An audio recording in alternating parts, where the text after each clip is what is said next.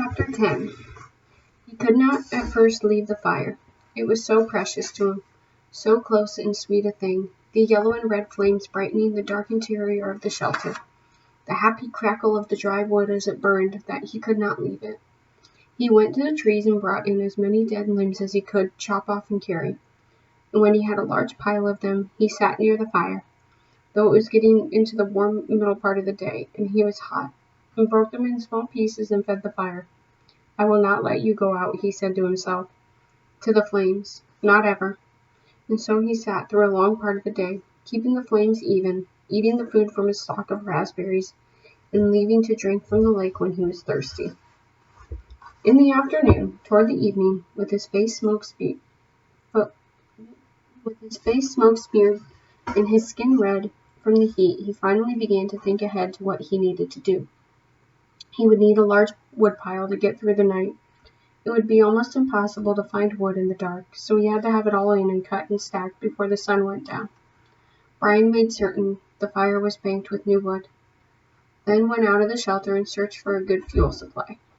Up the hill from the campsite, the same windstorm that left him a place to land the plane, had that only been 3-4 days ago, had dropped 3 large white pines across each other.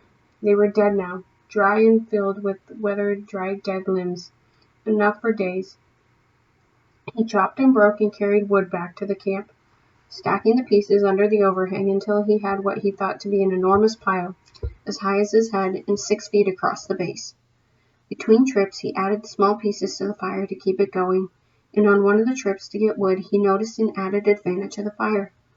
When he was in the shade of the trees, breaking limbs, the mosquitoes swarmed on him, as usual. But when he came to the fire, or just near the shelter where the smoke was eddied and swirled, the insects were gone.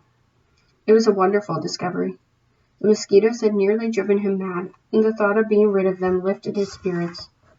On another trip, he looked back and saw the smoke curling up through the trees, and realized for the first time that he now had the means to make a signal.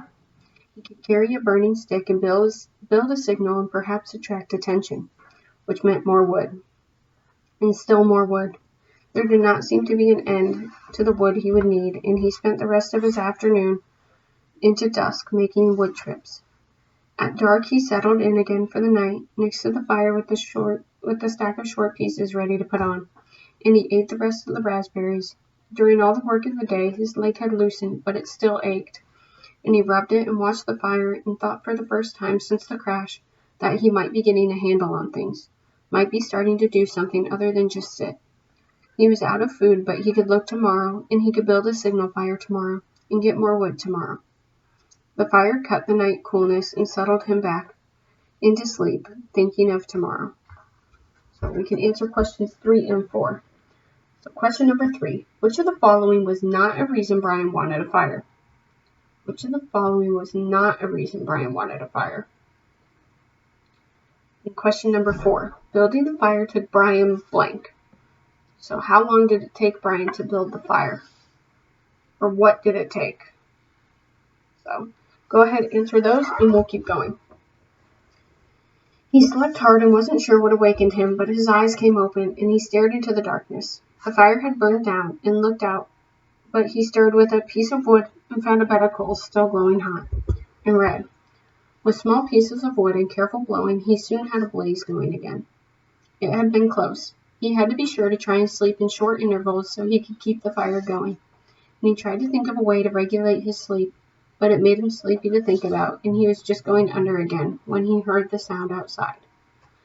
So, number 5. Brian was lucky a sound woke him because what happened? What did he realize he had to do? He had to sleep in intervals because what? What would happen if he didn't? Keep going. It was not unlike the sound of the porcupine, something slithering and being dragged across the sand. But when he looked out the door opening, it was too dark to see anything. Whatever it was stopped making that sound in a few moments, and he thought he heard something sloshing into the water at the shoreline. But he had fire now and plenty of wood, so he wasn't as worried as he had been the night before. He dozed, slept for a time, awakened just at dawn gray light, and added wood to the still smoking fire before standing outside and stretching. standing with his arms stretched over his head and the taut night of hunger in his stomach. He looked toward the lake and saw the tracks. They were strange. A main center line up from the lake and in the sand with claw marks to the side, leading to a small pile of sand, then going back down to the water. He walked over and squatted near them, studied them, tried to make sense of them. Whatever had made the tracks had some kind of flat, dragging bottom in the middle, and was apparently pushed along by the legs that stuck out to the side. Up from the water to a small pile of sand, then back down into the water. Some animal, some kind of water animal that came up to the sand to do what? To do something with the sand? To play and make a pile in the sand? He smiled. City boy, he thought. Oh, you city boy with your city ways. He made a mirror with his mind, a mirror of himself, and saw how he must look. City boy with your city ways, sitting in the sand trying to read the tracks, and not knowing, not understanding. Why would anything wild come up from the water to play in the sand? Not that way. Animals weren't that way. They didn't waste time that way. It had come up from the water for a good reason, and he must try to understand the reason. He must change to fully understand the reason himself, or he would not make it. So question number 7, we're going to kind of skip around. Brian called himself a what? What did Brian call himself? He brushed the top off gently with his hand, but he found only damp sand. Still, there must be a reason, and he carefully kept scraping and digging until about 4 inches down. He suddenly came to a small chamber in the cool, damp sand, and there lay eggs, many eggs, almost perfectly round eggs the size of table tennis balls. And he laughed then because he knew. It had been a turtle. So, now we can answer question number 6. Blank was making the noise that awakened Brian. So what was making the noise that awakened Brian? We just found out. And we can also skip down to number 11 and answer that one. Because the turtle eggs looked like what? Looked white, like white round what? Go ahead and answer those two. And we will finish this paragraph and answer some more. He had seen a show on television about sea turtles that came up onto beaches and laid their eggs in the sand. There must be freshwater lake turtles that did the same thing. Maybe snapping turtles. He had heard of snapping turtles. They became fairly large, he thought. It must have been a snapper that came up in the night when he heard the noise that awakened him. She must have come and laid eggs. Food. So, questions 8 and 9. The best thing about having the night visitor was Brian blank. So what did Brian have now that he could use as food? And question number 9. How did Brian know that the animal that came up in the sand was a turtle? How did he know that what came up in the sand was a turtle? So answer those and we'll keep going.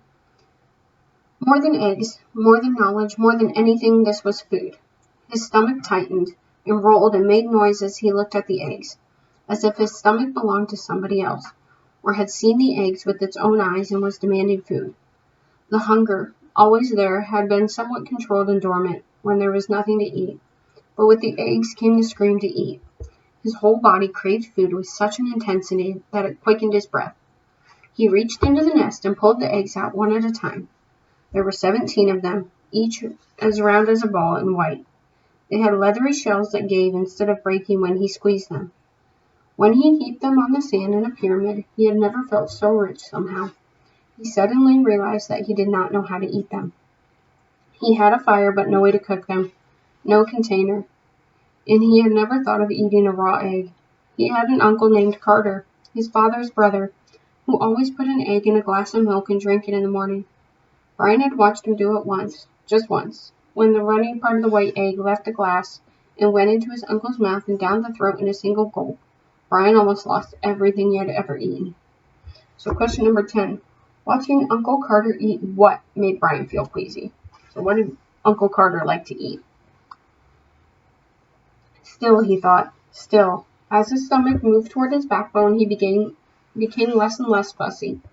Some natives in the world ate grasshoppers and ants, and if they could do that, he could get a raw egg down. He picked one up and tried to break the shell, and found it surprisingly tough. Finally, using the hatchet, he sharpened a stick and poked a hole in the egg. He widened the hole with his finger and looked inside. Just an egg. It had a dark yellow yolk and not so much white as he thought there would be. Just an egg. Food. Just an egg he had to eat. Raw. He looked out across the lake and brought the egg to his mouth and closed his eyes and sucked and squeezed the egg at the same time and swallowed as fast as he could. Ugh! It had a greasy, almost oily taste, but it still was an egg. His throat tried to throw it back up. His whole body seemed to convulse with it, but his stomach took it, held it, and demanded more. The second egg was easier, and by the third one he had no trouble at all. It just slid down. He ate 6 of them and could easily have eaten all of them and not been full, but a part of him said to hold it back and save the rest. So number 12. Brian ate how many of the eggs? So how many of the eggs did Brian eat? So answer that and we will finish up this chapter. He could now believe the hunger.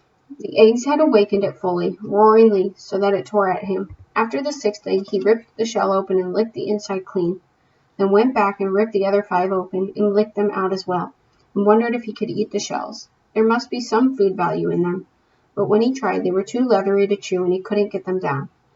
He stood away from the eggs for a moment, literally stood, and turned away so that he could not see them.